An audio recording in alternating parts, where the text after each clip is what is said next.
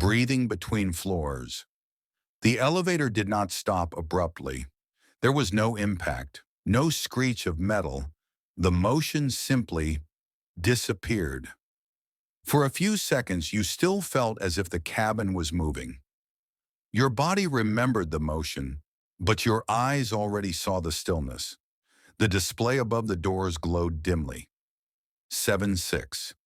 The number 6 froze, flickered, and went out. The light stayed on. Bright, white, unnaturally white. This kind of light doesn't illuminate, it exposes. You pressed the button for the first floor. Nothing. You pressed it again. Harder. The button didn't sink in. It didn't click. As if it wasn't a button at all, but an imitation. You tried stop. Then the emergency call button. Silence, not even static, not even a crackle. The elevator didn't sway, didn't shake, didn't fall. It was perfectly still, as if it wasn't stuck between floors, but between moments. You leaned against the mirrored wall, exhaled. The reflection stared back at you attentively, too attentively. You noticed details you had never noticed before. How your fingers trembled, how fast your pupils moved, how your mouth was slightly open. And then you heard breathing, not right away. At first you thought it was the ventilation, then your own lungs. But no, it was slow, deep, soft, and it was behind you, too close. You didn't turn around. You stared into the mirror. There was only you, the walls, the doors, no one else. But the breathing grew louder. You felt warmth at the back of your neck, as if someone was standing right behind you. "Is someone here?" you whispered. Your voice sounded dull, as if something swallowed it. There was no answer. The breathing stopped, abruptly, as if whoever was breathing suddenly realized you had heard it. You sighed in relief, and at that exact second, your reflection blinked. You didn't. The eyes in the mirror opened again. They stared straight at you, longer than necessary.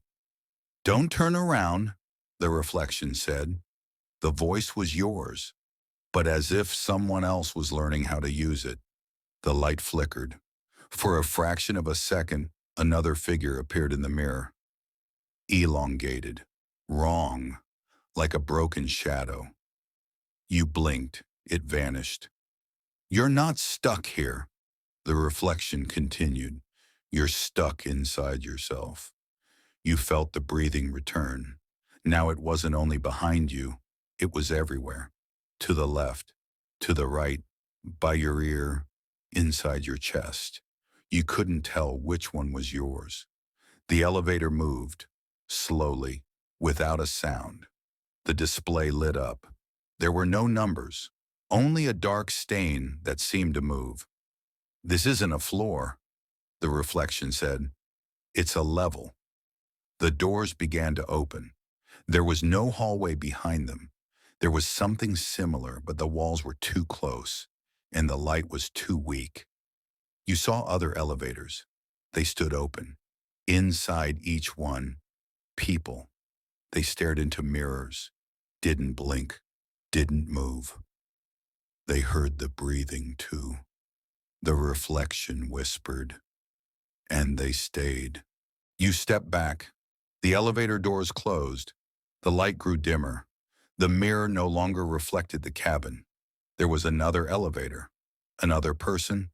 They were looking at you and breathing, slowly, deeply, wetly. "It's your turn now," someone said behind you, and this time in the mirror you were not alone. You couldn't remember when you last blinked. Your eyes burned, but closing them felt dangerous. The elevator no longer moved, and yet it felt like it was moving forever, without a beginning, without an end. You slowly turned your head. The thing standing behind you had no clear shape, like a person assembled from the wrong memories. It was breathing, Now you could see his chest rising and falling, too slowly. Don't be afraid, it said. You are not here by accident. You opened your mouth, but no sound came out. Your voice was stuck somewhere between your lungs and your throat. This place, the creature continued, is not between floors. It stepped closer. The mirror behind you darkened. It is between decisions. The light went out, but it didn't become dark. Instead, you began to see more. You saw other elevators, hundreds, thousands. They drifted in the darkness like cells in a body. Inside each one, a person. Some screamed, some prayed, some stood silently and stared into the mirror. Each of them heard the breathing, the creature said, and made a choice. Scenes appeared in the air before you. You recognized yourself. You saw moments you had long forgotten. When you didn't turn around, when you stayed silent, when you pretended not to hear, when you ignored someone else's fear, someone else's pain. These are the elevators of those, a voice echoed nearby, who got used to not turning back. You understood. The breathing was not a creature. It was fear, the one you once chose not to listen to. It had followed you for years. Here, we stop time, it said, so you can hear what you ran from all your life. One of the nearby elevators opened. A person stepped out. They were like you, only older, exhausted, with empty eyes. He didn't turn around, the creature said. So he stayed. You felt the breathing tighten your chest. And you whispered, if I turn around? For the first time, the creature fell silent. The mirror in front of you slowly cleared. You didn't see a reflection. You saw doors, ordinary ones, with scratch marks. Then you will leave, it said. But remember, you will always know where to find us. You took a step forward. The breathing became frantic, ragged, angry. The elevators around you began to hum. Someone screamed.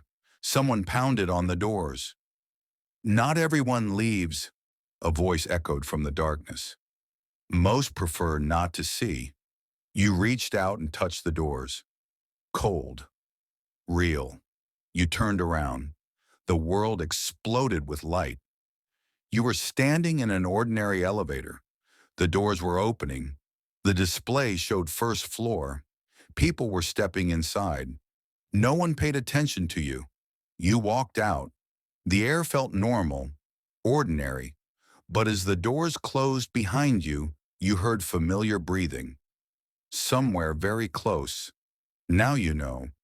If one day an elevator becomes too quiet and you hear breathing behind your back, it's not a malfunction. It's a stop before a choice.